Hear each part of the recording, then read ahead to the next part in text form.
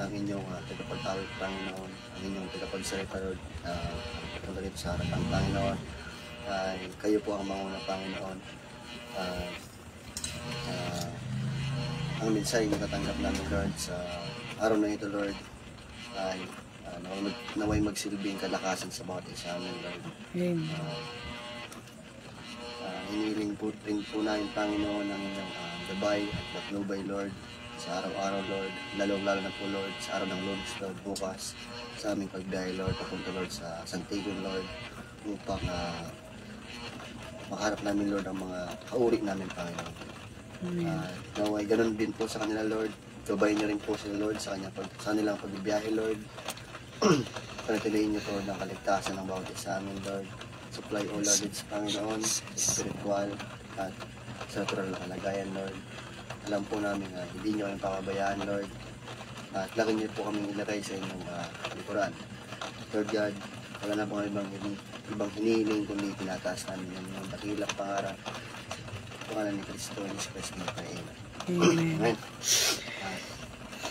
Suman natin ang kain. Awitin po natin ang awit na nagsasabing pusong dalisay.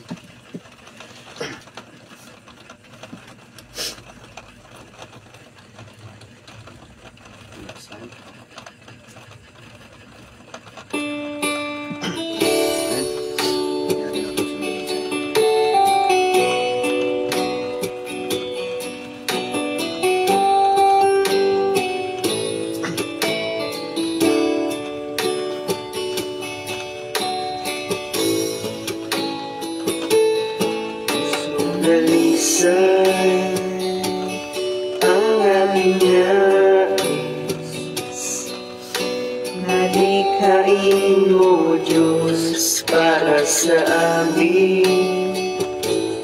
Pusong dalisay ang aking nais, nalikhain mo, Diyos, para sa amin.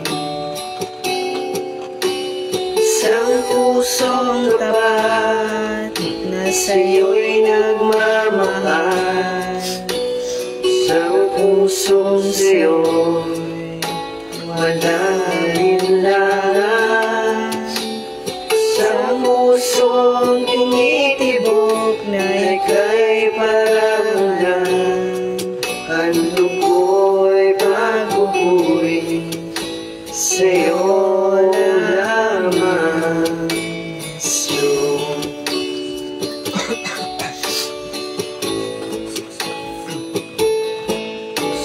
Dalisay ang aming nais, likhain mo, Diyos, para sa amin. Pusong dalisay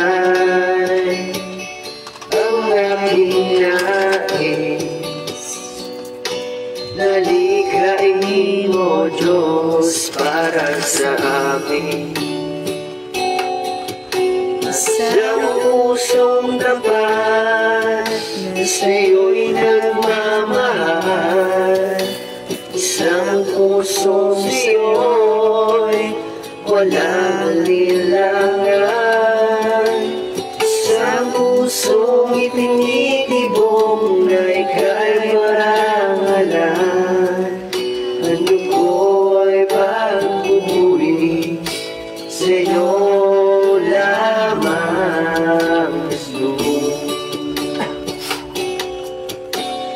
Isang pusong tapat na sa'yo'y nagmamahal, isang pusong sa'yo'y walang alinlangan, isang pusong itinitibok na ika'y marangalan, ang dugo'y pagbubuhay sa'yo lamang, Jesus. Isang pusong tapat na sa'yo'y nagmamahal, isang pusong sa'yo'y walang alinlangan,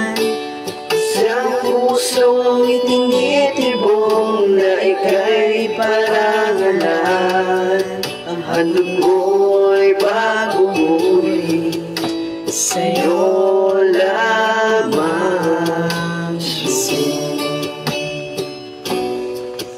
Ano ko'y bago mo'y sa'yo lamang, Jesus.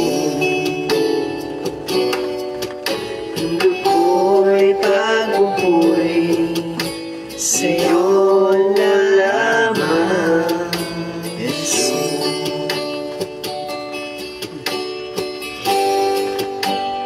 Amen. Lord, natin ang kantang gagawa ang Diyos. Bibili kami.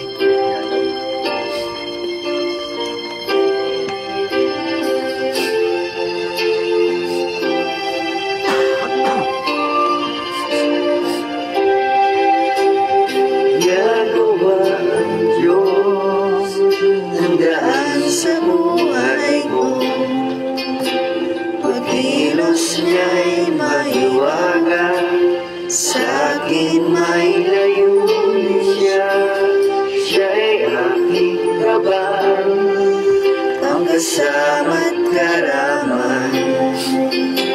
Pagkilos niya'y kalakasan, bawat araw man, siya'y aking daan. Gagawa ang Diyos ng daan sa buhay mo. Pagkilos niya'y mahiwaga, sa'kin may layunin siya. Siya'y aking gabay, iyong kasamang karaman. Pag-ibig niya't kalakasan, bawat araw man, siya'y aking daan. Sa isa lang ako'y kanyang itatawid. Siya'y manino siyang langit mawawala, hindi ang bigyan niya. Siya'y mayroong gagawin niyo. Gagawa ang Diyos ng daan sa buhay mo. May layunin siya, siya'y aking gabay, ang kasama't karaman. Pag-ibig niya't kalakasan, bawat araw ba mawawala, ngunit hindi ang bigyan niya. Siya'y mayroong gagawin ninyo. Ang Diyos ng daan sa buhay mo. Pagkilos niya'y mahiwaga, sa'kin may layunin siya. Siya'y aking gabay, ang kasamang karaman. Pag-ibig niya't kalakasan, bawat araw man, siya'y aking daan. Pag-ibig niya't kalakasan, bawat araw man, siya'y aking daan. Ulitin pa natin ang Paul.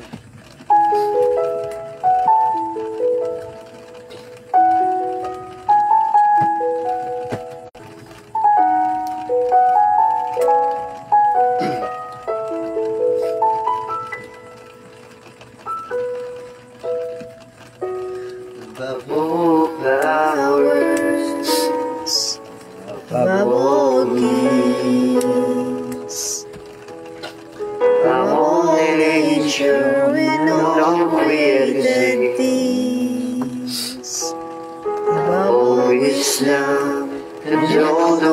ways of men. You were here before the world began. Above all kingdoms, above all thrones, above all wonders the world has ever known, above all wealth and treasures of the earth,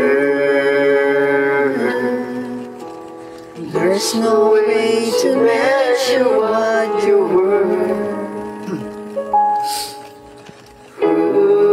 Crucified, laid behind the stone, you live to die, rejected and alone, like a rose, trampled on the ground.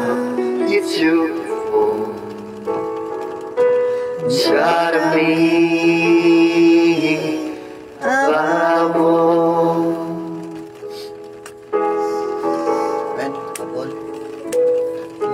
All powers, above all kings, above all nature and all created things, above all wisdom and all the ways of men.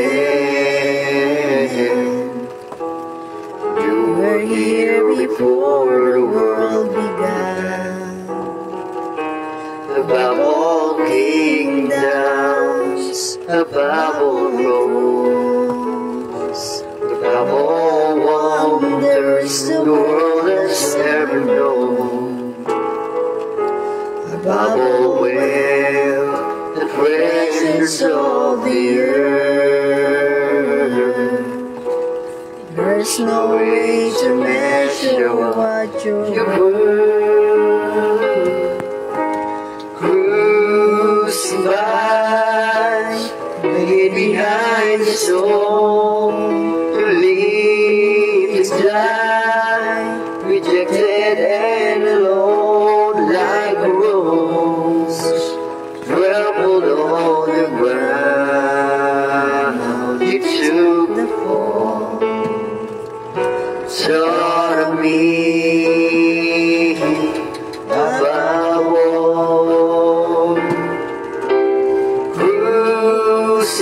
Crucified, laid behind the stone, live to die, rejected and alone, like a rose, trampled on the ground. You took the fall, you taught me, above all.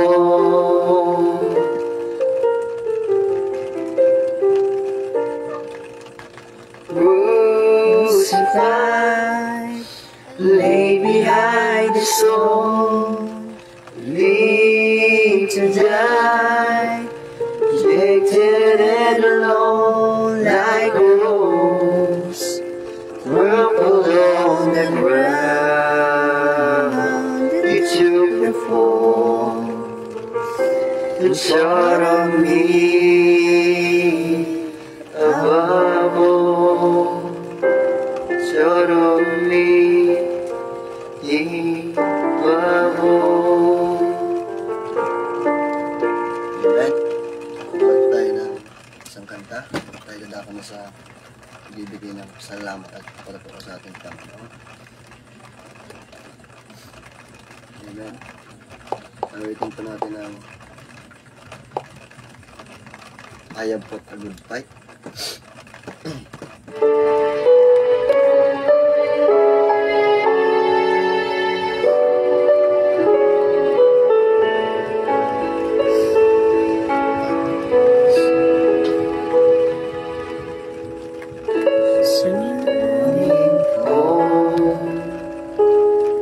Tested and it's right. Shower for the gospel. God was on his side. And I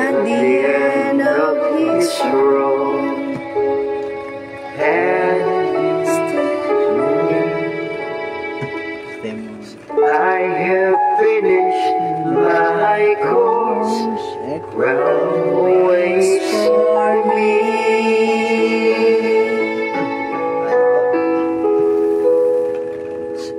I have fought a good fight. I have kept the faith. I've been through some hard times, but made it by His grace. And so much over, I have run the race. I have fought a good fight. I have kept the faith.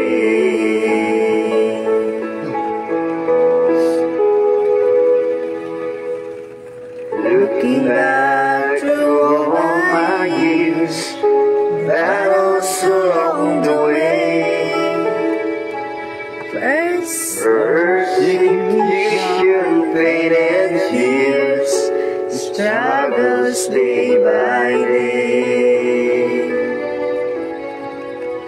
Through it all, one thing I know, Christ has victory.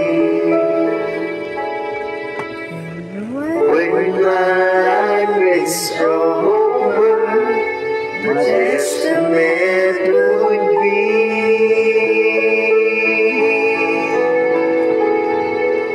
I have fought a good fight. I have kept the faith. I've been through some hard times, but made it by His grace. Battles almost over, I have run the race.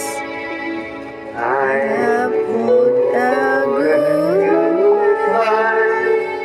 I have kept the faith.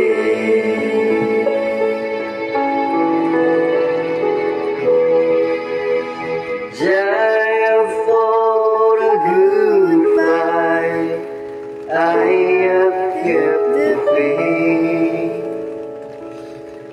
I've been through some hard times, but made it by His grace. Battles almost over, I have run the race. I have fought a good fight. I have kept the faith. I have fought a good fight. I have kept the faith. Amen. At sa gabi ito ay dadako na po tayo sa pagbibigay ng pasasalamat para po sa ating Panginoon. Amen. At tingin ko muna ang maunong kapatotoo. Nais ko pong salamat sa ating Panginoon. Bukod sa kailan may hindi niya kami pinabayaan o ang mga magulang ko, aking kapatid, sa financial man o sa spiritual na aspeto ay nagpapasalamat pa rin ako sa Panginoon. Kanina lang ay nabalitaan ko na nakapasa ako sa entrance exam sa college. Amen. Thank you, Lord. Nagpapasalamat din ako na ay bukas magkakaroon na ang meeting sa Antigon at kasama kami doon. Kaya malaki ang pinapasalamat sa Panginoon.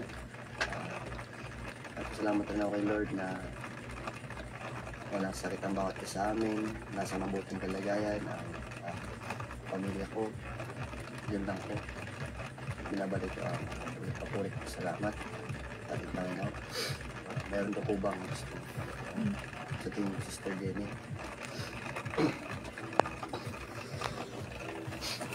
Shalom bride. Sa lahat tayo nagsalang kasalamatan ng Panginoon sa patuloy niyang pag-iingat sa bawat isa sa atin at sa patuloy niyang paggabay bagat may mga pagsubok na pinagdadaanan ay nariyan siya palagi nakaantabay. Thank you rin Lord sa mensahe na siyang patuloy na nagbibigay kalakasan sa amin at higit sa lahat sa pagpili mo sa amin bilang nobel. Thank you Lord. Amen. Kung wala na, gawin muna tayo ng isa pang kanta bago tayo dumako sa teaching. Amen. Amen. Awitin po natin ang kantang nagsabing Chronicles to go. Amen. Mga sinahon na bago tayo makamapit sa ating Panginoon habang nakikinig tayo. Teaching na kaya. Amen.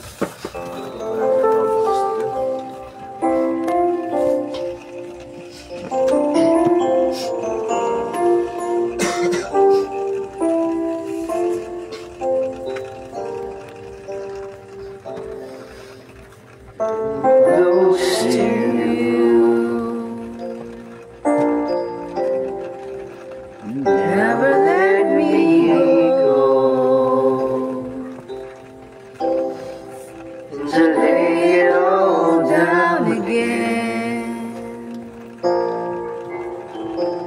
to hear you say that I'm your friend. You are my desire. No one else will do. It's nothing else can take your place.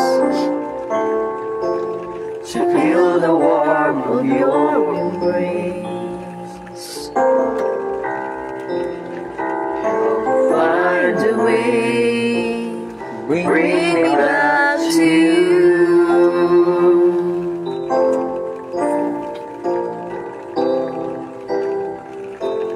You're all I want. You're all I ever needed. You're all I want. Help me know you are near.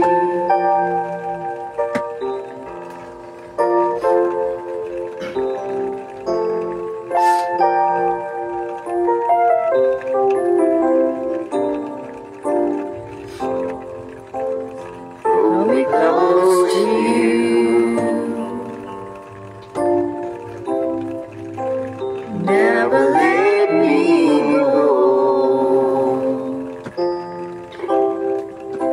I'll lay it all down again, to hear you say that I'm your friend. You are my desire. No one else will do. There's nothing else can take your place. To feel the warmth of your embrace. Help me, bring me back to you. Echo volume setting. All I want. You're all I ever needed. You're all I want. Help me know you are near.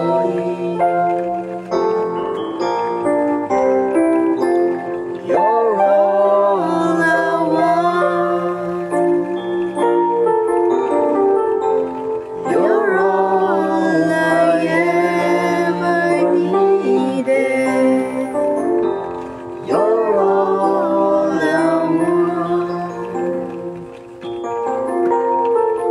Help me and you are near.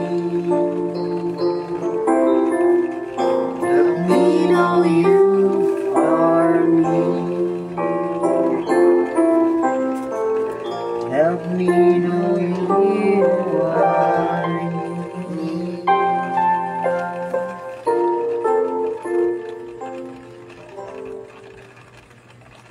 Amen. So, napakabuti ng Panginoon na sa muli, Power off. masarap magpuri sa Panginoon. Amen. At narito tayo sa biyaya ng ating Panginoon. Patuloy tayong nananatiling nakatayo. Patuloy tayong pinapanghawakan lahat ng pangako niya sa atin na alam natin ito ay lahat may katuparan. Amen. Sa bawat pinagdadaanan natin na andyan parati siya, sufisyente ang kanyang biyaya, ang kanyang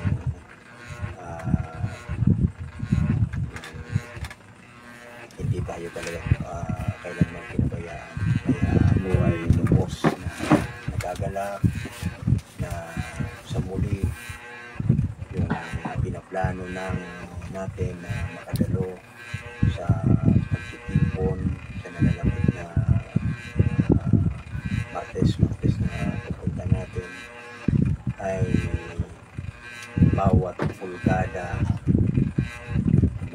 habang papalapit maraming kahadlangan, mga obstacles na nilalagay ang kalaban. Pero ano pa man yung mga kahadlangan ng yan ay hindi na mahalaga, dahil yung mahalaga yung heart desire natin. Amen. Kung tayo ay inspired sa paglilingkod sa ating Panginoon, kahit ano pa man maging, sabi ko nga, kahit yung tungkol sa trabaho, etc. and so on and so forth, mas nasa top priority pa rin natin is yung para sa ating Panginoon. Dahil Amen.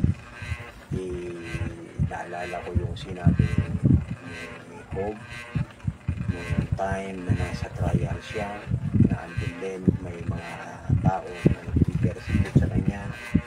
Ang worst pa nun ay yung asawa niya na imbis na kumukod sa kanya, sumabay pa sa agos kung saan naging taga-usip pa o nawala yung hindi naging balance yung paniniwala. So tayo, nandito tayo sa ganung kalagayan ngayon, isang bagay na binigay na pribilehiyo ng ating Panginoon is yung type na pamilya ni Noah. Ako yung pamilya natin, especially pamilya ko, na walang iba. Kiniklaim natin na itong pamilya nito ay family of God ito. Amen. No? Amen. Kaya hindi tayo matitinag dahil alam natin yung tinatayuan natin. Kaya yung mga kahadlangan ng yun, mas nangingibabaw pa rin yung kagalakan. Just imagine, malayo pa kung nanggaling pa lang tayo doon, naramdaman natin yung sobrang kagalakan, yung relaxation na andun, nawawala yung stress, mga kung ano-anong pinagdadaanan, totally parang sa isang iglap napasok tayo sa kalagayan ng millennium habang naandun tayo no? So ito yung privilege na binibigay ng Panginoon na ulitin yun. Amen.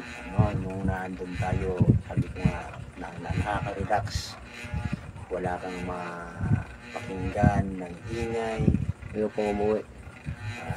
nag-enjoy ka naturally, at higit sa lahat spiritually. Amen. Amen. So we can say nung time lang yun na parang yun yung ganung kalagayan, millennium na style, no? Although mas higit pa doon yung darating na pangako ng Panginoon ng millennium, sapagkat Amen. yun ay space of time na isang araw lang, dalawang araw naman ngayon, pagkatapos ay pabalik. Kaya nakaka-inspire pa rin.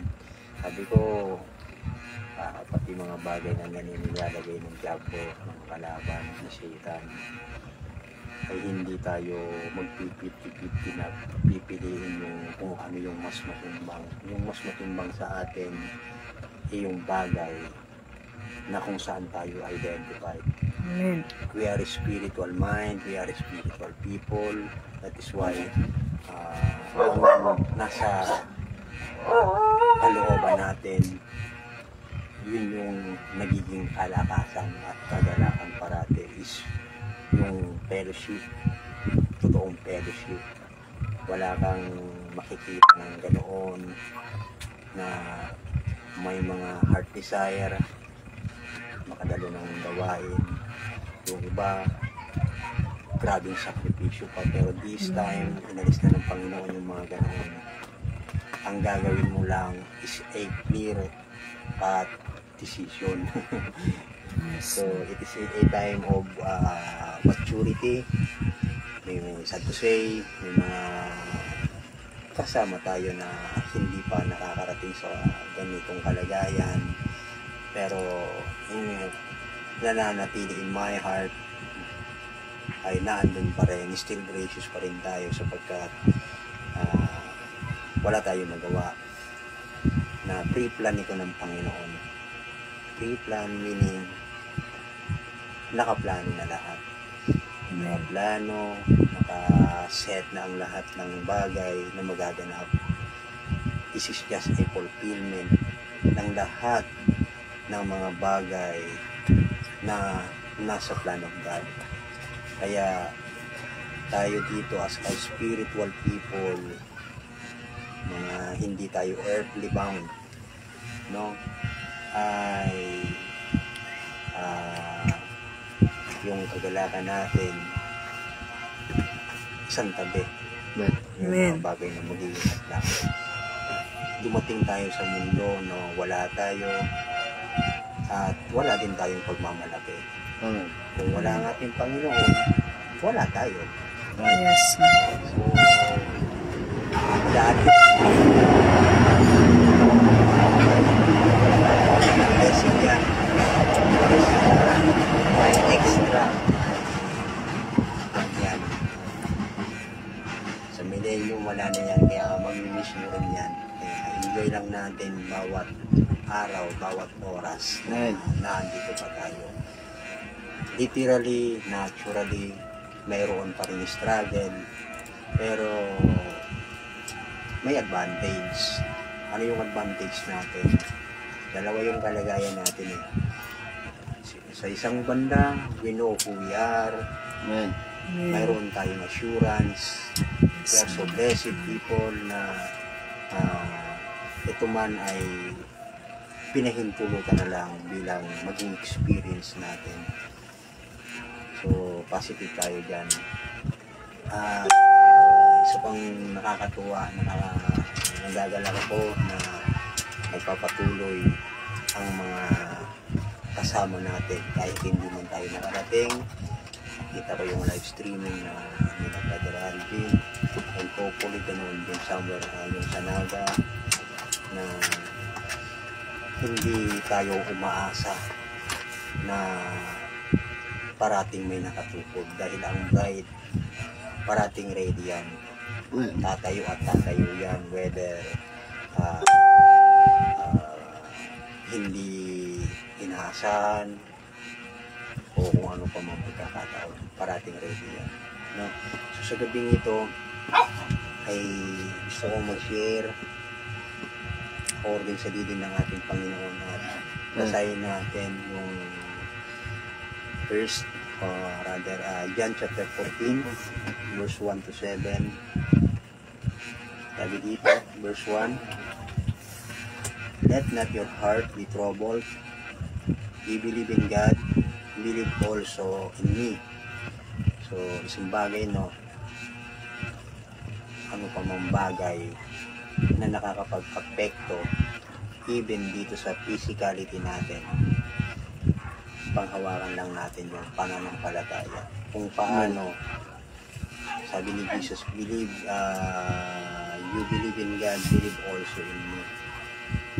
So, iti-take natin yung responsibility na bilang word made flesh kung paano yung mga nasa kapalibutan natin, sila ay they are looking, asking sa Panginoon. Pero may word made flesh na na-encounter sila, di nila alam yon na kung saan the way kung paano mo lang i-treat yung word made flesh, yun din yung makakapagbigay, makakapag-determine ng eternal destiny doon. Kaya nga tayo yung nagiging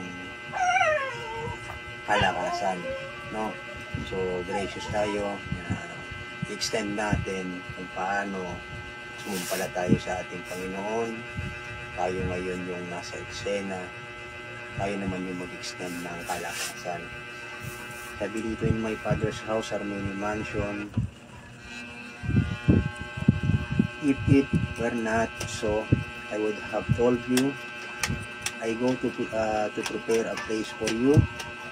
Sa bahay ng aking Ama ay maraming tahanan. Kung di gayon ay sinabi ko sa inyo, sapagkat ako'y paroroon upang ipaghanda ko kayo ng dakong kalalagyan. So, there is a purpose kung bakit ang ating Panginoon nagkaroon ng death, burial, and resurrection. So, malinaw, according to the scripture, sabi dito, ang bahay ng ating Ama ay maraming tahanan. Kung di gayon, ay sinabi ko sana sa inyo, sapagkat ako'y paroroon upang ipaganda ko kayo ng dakong kalalagyan. Verse 3, and if I go and prepare a place for you, I will come again, and I receive you unto myself, that where I am, there you may be also.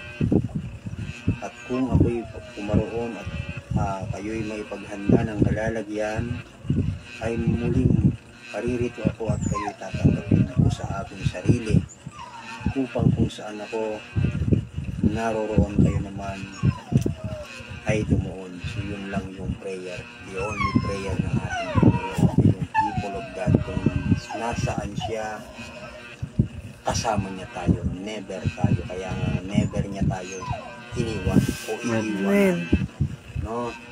The reason na siya umalis and then siya ay bumalik, and then sabi niya, I will not leave you comfortless, I will be with you even in you until the consummation or until the end of time. So ganoon tayo katatag, dahil hindi lang kasama kung hindi nasa sa atin yung presence of God.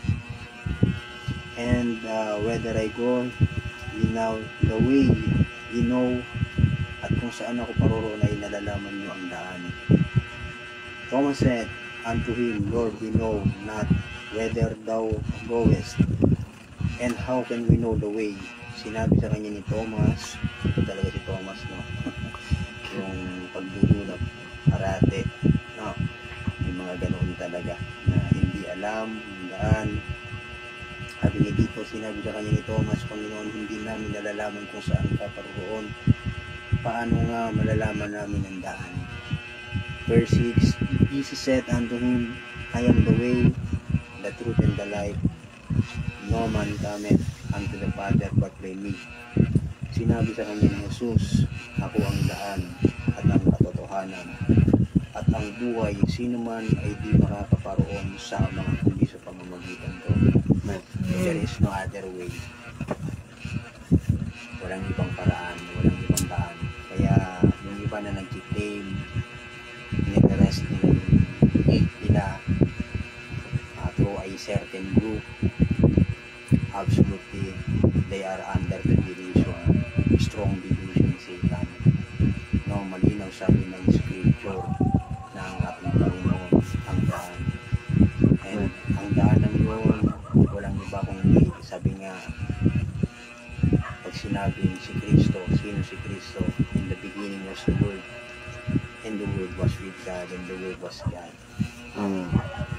So, hindi doon nagtatapos. And the Word was made flesh. So, Word made flesh ang pinakang climax ng ministry. Yun yung tanging daan. Walang ibang daan. Hindi sa one-man ministry uli, hindi sa pagsunod sa tao, hindi sa pagsimpatiya, pagpapa-identify sa grupo, kung hindi sa tamang kapahayagan ng salita. Verse 7, if he had known me, he should have known my Father. Also, from henceforth, you know him and have seen him.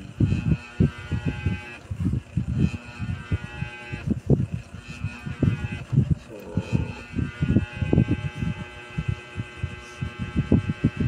yun mga kapatid.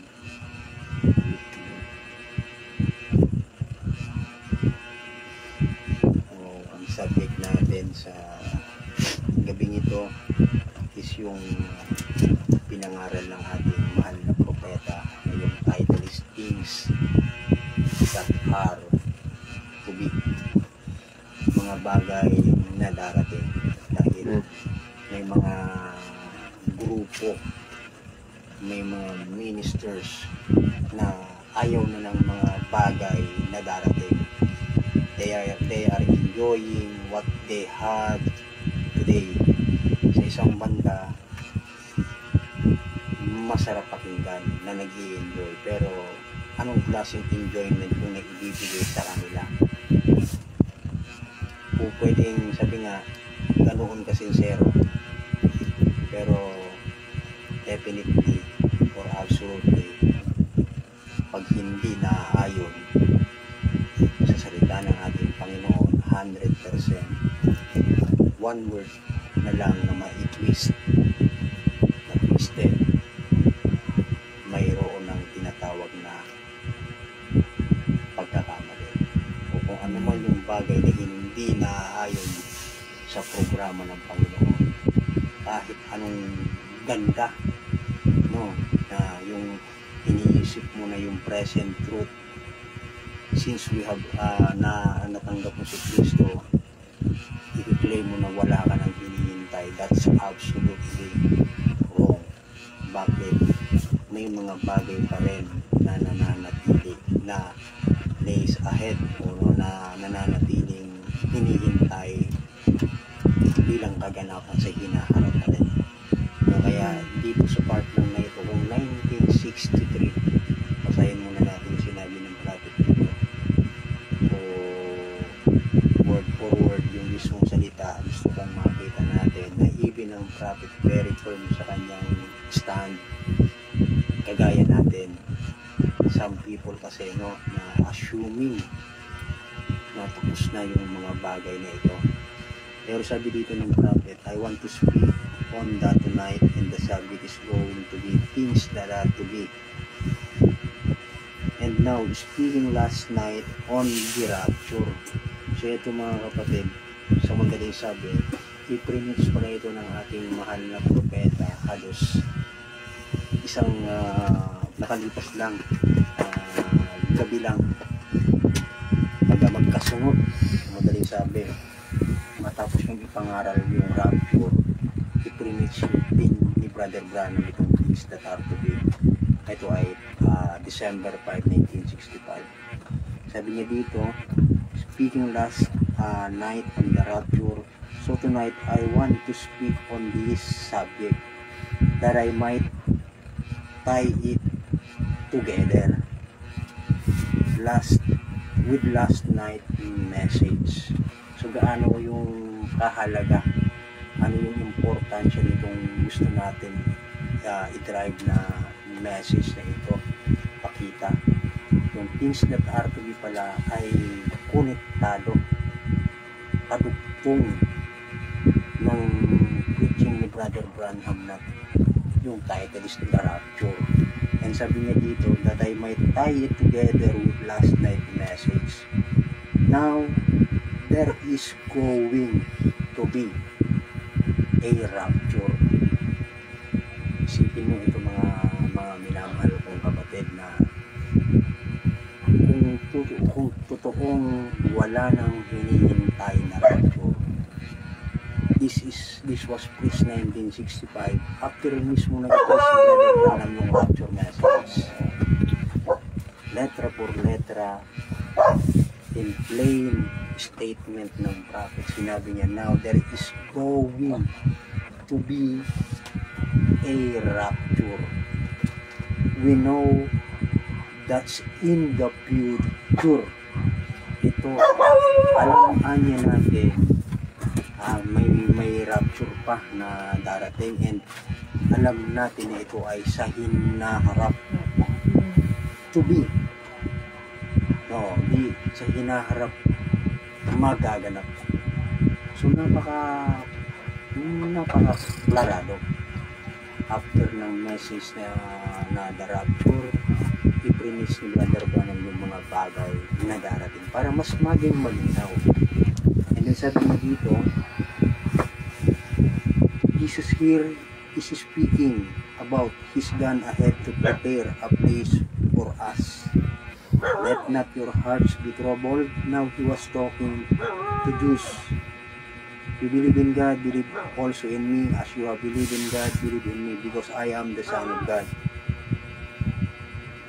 And God, in the other words, I and my Father are one. My Father is dwelling in me, and what you see do and doing, it's not me.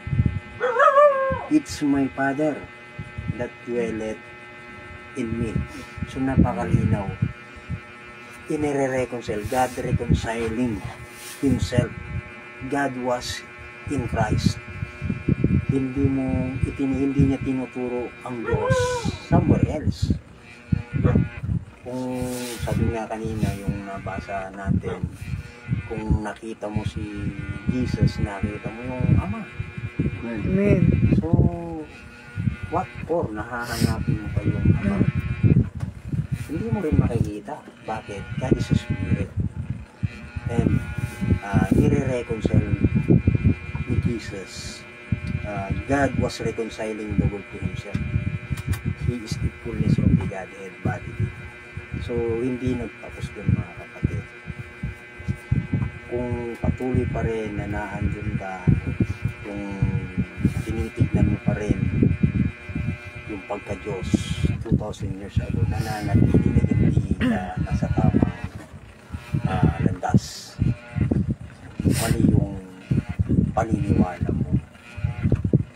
Or masasabi natin you are under the strong delusion sa ito. You have to recognize your faith in its message. Kasi itong time na ito, during His time, not in our time. So magkaiba. Diyos yung kausap ng ating Panginoon. So ngayon muli nangungusap ang ating Panginoon sa pamamagitan ng kanyang nobya. Amen. It was easy for those Jews who have been taught through generation to believe that there was a great supernatural God. So madali para sa ang mga Hudyo. Pag sinabi mo may great supernatural God, madali nilang tanggapin at paniwalaan mo. But to think that God had come down and was manifesting Himself through the person of His Son, pag sinabi mo ngayon na ang Diyos ay bumaba, come down and was manifesting Himself through person of His Son, Jesus Christ, God tabernacle in a body of flesh, that was a little too much for them to understand. Mahirap na. So ganun din, mga kapatid. No? Nung pag sinabi mo sa time ni Jesus na si Jesus, yung Diyos, hindi nila kayang paniwalaan. So ganun din sa kalagayan natin. Kaya God being misunderstood. Every time na nagkakaroon ng tinatawag na tangible God, sadyang mahirap paniwalaan yun. God being made tabernacle, o made tangible. No? Pag sinabing tangible, nakikita, nahahawakan. So hindi espiritu. So kung ang Diyos, pag sinabing Diyos, ang iniisip mo pa rin ay nananatiling spirit form, in one sense tama. Pero yung manifestation ng Diyos ngayon, kailangan mo malaman kung nasaan ang ating Panginoon. He said, when you see my life ending, it's ending for a purpose. I'm going away to prepare a place for you, that where I am, there you may be also. Jesus therefore is telling his disciple that his life is not ended in death. So hindi mga kapatid, no, the reason kung bakit sabi ko nga kanina nagkaroon ng death, burial, and resurrection para magkaroon ng manifestation ng many dead body. That was his very purpose, na akala nila doon na matatapos sa kamatayan. Hindi alam ng sanlibutan na ito ay pre-planned by God. Sabi dito, your birth here was pre-planned. I guess you believe that every one of you knows that our birth was pre-planned. Anong ibig sabihin? Even yung kapanganakan natin ay nakaplano, nasa plano. Did you know that your being here never originated just at a myth or a thought? Everything was all pre-planned by God before the foundation of the world. So alam ng Panginoon ang lahat ng mga bagay na ito. Nakaplano na yan, kaya hindi na natin dapat pagtalunan even yung mga events, even yung mga kaganapan, yung tatanggap. Hindi na rin natin kailangan pilitin yung mga nagre-reject. They are designed, sila din ay nakatalaga na talagang dumating ang point na gaano man kalinaw yung message na i-present mo sa kanila, they are still magiging rejector pa rin. Bakit? Nasa plano ng ating Panginoon na yung kamatayan ng ating Panginoon 2,000 years ago, nakita natin last yung Holy Week para sa liputan, they are still doon pa rin nakapokus, no? Pala natin yun lang yung pinakang worst condition, hindi pa pala yun. Kaya mas matindi pa yung, kasi malinaw na yun yung mga tao nang yun sadyang walang pagkaintindi, sadyang bulag. Pero may mga tao din naman na sadyang binulag din ng Panginoon sa sobrang katalinutan. Isipin mo, sasabihin sa iyo na wala nang rapture. Lahat ng quote na i-present, pinapaniwalaan, pinapanghawakan, ay galing din sa isang mensahero na kung tutusin, walang ibang mensahero. Pag sinabi kasing end time message, usually yung ganitong paniniwala, isa lang yung pinanggalingan. Yung original na pinanggalingan is yung seventh angel. Pero there are reasons kung paano na nagkaroon ng maraming division, no, na nauwi pa nga sa, kung titignan natin, mas worse pa ito sa kinukonsider na mga denomination. Bakit? Pag sinabing denomination ay grupo-grupo ng mga religious people. Ganun din dito ngayon, mga, kaya hindi tayo against sa isang grupo, pero yung babakod, naging extremist, na akala nila na yung salvation, yung kaligtasan, yung truth nasa kanila, absolutely mali yung ganoon. Yun yung pinakang worst na kalagayan. Bakit? Lalo alam natin na ang kinakailangan ng Panginoon is full obedience. Full, pag sinabing full, hindi kulang, hindi sobra, no, yung sakto rin lang yung faith. Pag sinabing faith, it is a revelation. Perfect faith brings perfect revelation. Perfect revelation. Paano mo masasabi yung perfect revelation? Sakto lang, walang dagdag, walang bawas. And then alam natin, nothing to be added or taken away sa salita ng ating Panginoon God. mayroon siyang interpreter at walang ibang interpreter ang kanyang sariling salita. No? May kaparaanan siya kung paano interpret ang lahat ng salita ng ating Panginoon. May kaganapan. Yung unang interpretation niya. Kaya pag sinabi mo yung promises ng ating Panginoon, ginawa mo na parang alamat lang, delusion mo ni Satan.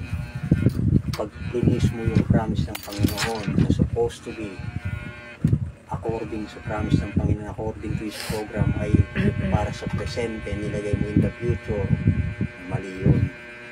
At yung future naman ay in advance mo, inilagay mo sa presente, mali pa rin. Dapat it must be according to His program, it must be according to His time and season, it must be according to His word, definitely. Hindi po pwede na ikaw yung gagawa, ipi-place mo yung mga bagay nang naaayon sa sarili mong interpretasyon. That is why mayroong tinatawag na indictment, mayroong tinatawag na crucifixion. Akala nung yung inaalala ng mga nasa sanlibutan last Holy Week is yung nakaraang lumipas na naging experience ng ating Panginoon. Hindi ganoon, mga kapatid. Yung first crucifixion niya, mas matindi yung second crucifixion. Bakit? Mayroong tinatawag na second crucifixion kung saan muli ipinampako ng tao ang Son of God sa paanong paraan, sa pangangaral ng mga twisted na mensahe. Kaya we have the rights, mga kapatid, na kung nakita natin mali, hindi tayo magpapaliwi-liwi pa. Even yung mga tao na naglalaro, hindi rin tayo masaya sa ganun. Ayaw natin na yung paglilingkod natin sa Panginoon ay mahaluan ng ganoong mga intensyon. First of all, we know our calling and election sure. Kaya nga alam natin na tayo ay direct na sa pagsunod, nasa linya, nasa tama. Kaya sino man yung magsasabi sa atin na mali yung paniniwala natin, shame on you. We have the right to indict them because being a witness, alam natin, nasaksihan natin, personally alam natin, na-met natin ang ating Panginoon face to face kagaya ni Moses. No? So, yun yung pinakang nagbibigay sa atin ng kalakasan. Kaya yung para sa mga tao na purong sulong pa rin, hindi na ito yung time na ganoon dapat. Kailangan na natin na ipakita, display our token. It is already maturity time na. Ito yung kung saan papatapos na rin yung oras. Wala nang oras. Kailan pa yung ibibigay mo yung service mo sa ating Panginoon? Kung dumadating na sa punto na pa-take off na, kung sa bagay, since ito ay pre-plan, wala tayong magagawa. Kung dyan sila nakalisenyo, hindi ito yung part na pipilitin natin yung ayaw. Hindi ito yung time na ganoon. Nag-matured na, ang bride is already nasa maturity period na. Tapos na yung time na yun. Puro pa baby, puro pa pag-iintindi. Dahil kung ganoon yung magiging kalagayan, walang pagbabago, walang pagbubuo. Living the principles of doctrine, let us go on to perfection. Nasa perfection na tayo. We are already perfected in Christ. And then sabi dito, now the only way that you can be a son, a daughter of God, because you have to be or or you have eternal life. There is only one form of eternal life. So walang ibang paraan. We claim that we are sons and daughters of God, and sa paanong paraan dahil tayo ay mayroon eternal life. No? Kung tayo ay anak ng Diyos ng babae at mga lalaki, ay yun dahil tayo ay may eternal life. And there is only one form of eternal life. Ano yun? One form of eternal life, that was God. God alone. No? Ang Diyos lang ang eternal. Kung may eternal life ka, meaning nasa iyo ang ating Panginoong Diyos. Sabi dito, the king of your life, spiritual life, was in God. Nasa ating Panginoon yung ating din ng tinatawag natin din of life. Before there was even a molecule, and you are nothing but the manifestation of the king of life that was in God as a son of God. Now you're expressed after His word has come in you. So after nung dumating yung word, na-express, ano yung express na yun, yung manifestation ng Diyos sa atin. We are manifesting God. After His word has come in you, to light up this age, you are expressing God's life in you. Yung ini-express natin, hindi yung buhay na natin. It is no longer us. No? Kung hindi yung mismong buhay ng ating Panginoon Diyos. Because you are son and daughter, son or a daughter of God. Therefore, you get what I mean?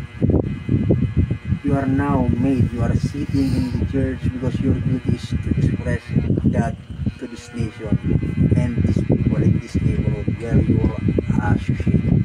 So yun yung pinapakita natin, yung express natin, hindi yung natural na katauhan natin, kung hindi yung totoong pagkakakilanlan natin. Our citizenship, no? Hindi lang tayo citizenship ng heavenly, kung hindi we are sons and daughters of God. So bilang sons and daughters of God, hindi totally tayo tagalupa. Sabi dito, you are citizens of the King, not citizens, but you are children and sons and daughters of the living God. If it be that eternal life dwells in you. So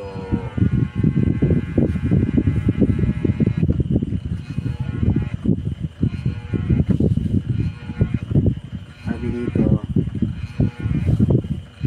therefore the bride in the rapture will come forth, and there is all pre-planned by God, all backed up from the beginning. He knows every man, every place, who said, all about. It's all pre-planned. God knew it would be there, and when He made it that way, so mayroon na kwento dito ang prophet, parang may isang tao na naghahanap, bumibili ng mga slave sa isang lugar. Tapos yung mga galing na Africa ito, tapos na may napansin siya nung habang siya ay kumukuha ng mga alipin na bibili niya. Yung isa na lalaki na nakatayo, bigas yung tayo niya, parang kakaiba, no? Yung kilos at kilaw niya, sabi niya parang kakaiba ang yung lalaki na ito. Anong meron sa kanya? Siya ba niya ay leader ng mga alipin na ito? Sabi naman nung kausap, hindi ay siya nakaiba. Kung ano yung pinakain ng mga kasama niya, ganun din yung pinakain niya. Kung ano yung kalagayan natin dito bilang isang dito, ganun din na niya yung kalagayan ng tao na yan. So, bakit parang naging nakaiba siya? Kung tutusin, alipin lang siya. Pero sa kilos at ilaw niya, isang bagay na mapapansin mo sa nakakaiba. Kung hindi na lang yun nais kung pinagbibili ng mga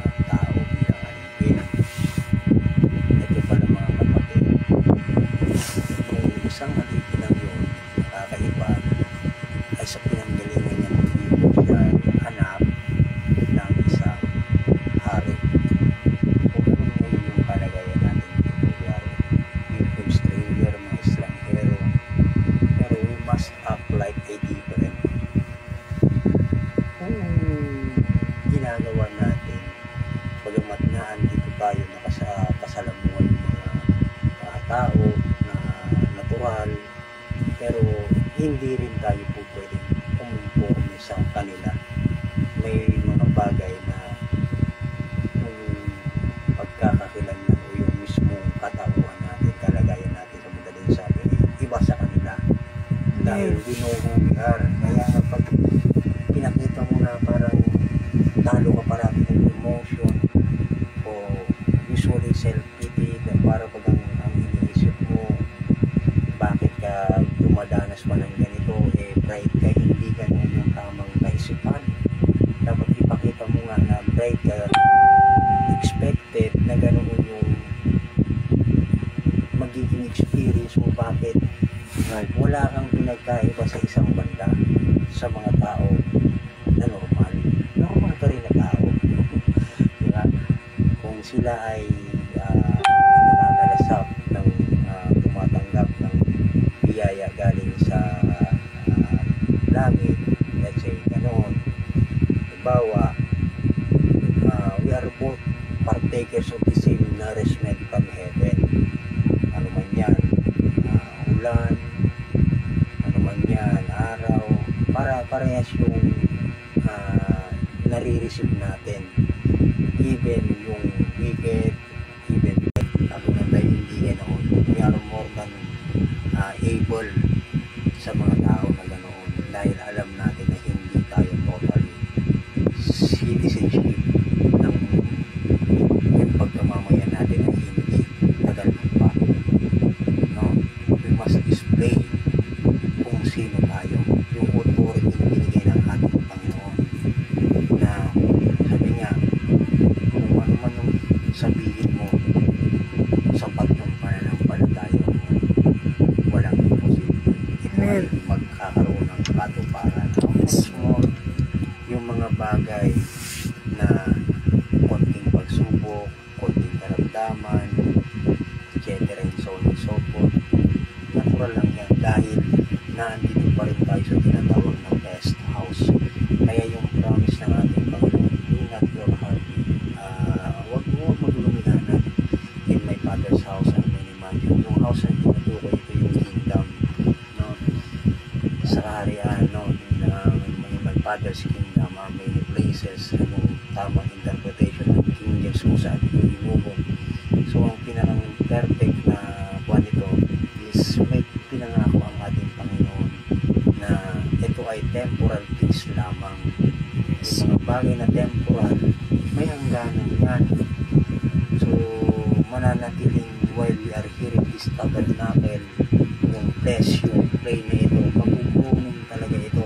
Kaya nga niloloko lang nila yung kanilang mga sarili na i-claim mo na nasa glorified body na sila. Ano ba yung glorified body? Pag sinabing glorified body, wala nang sickness, wala nang nararamdamang pains, there is no sorrows, no?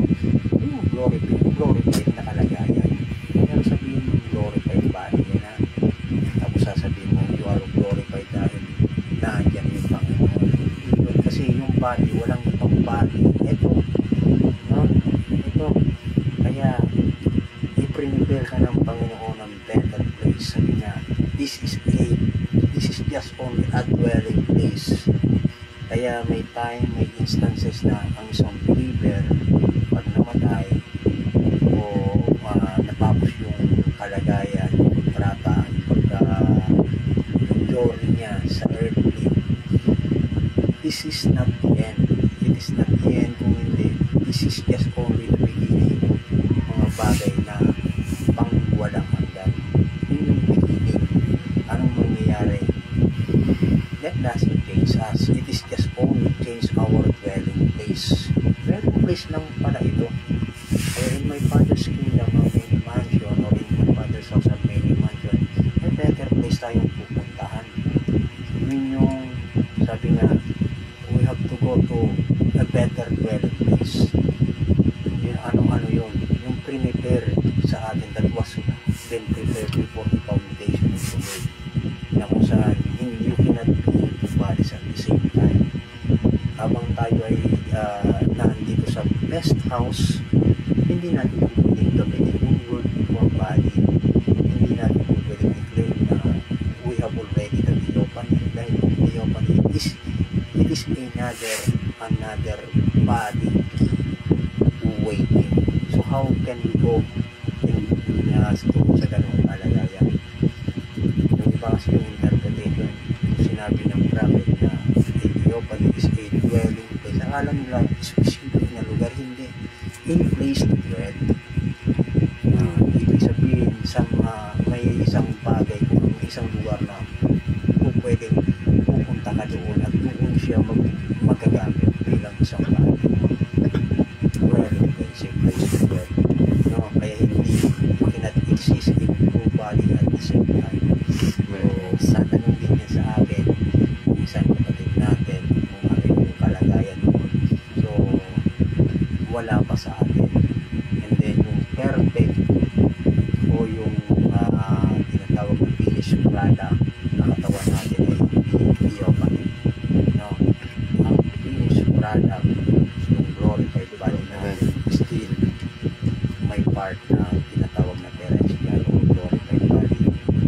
Flesh, glorified na yung flesh and bone, yung soul, and then yung theophany natin. Yung sabi natin theophany, go down to pick up the redeemed body. Ano yung redeemed body? Ito niredeem na ito ng ating Panginoon. Kailangan lang madrap yung curse. No? Madrap yung curse. Bakit? Yung iniisip ng iba na ito ay parang basura lang, parang ginamit lang na panahanan, at the end ng journey ay parang itatapo na, no, exactly mali yung pananampalatayang ganoon. Absolutely mali yun. Bakit? You cannot annihilate anything. Hindi mo po pwedeng gawin ito, lalo yung may eternal na life. Eternal life begins here. Although nasa flesh man nga ba, nasa mortal man ang kalagayan, pero deep in your heart, in your soul, you are already an eternal being. Bakit? Dalawa yung kalagayan mo, heavenly and earthly. Yung part ng heavenly, yun yung representation na no ending and also no beginning. So yung expression lang dito sa flesh mo na ito, flesh and blood, doon lang nagkaroon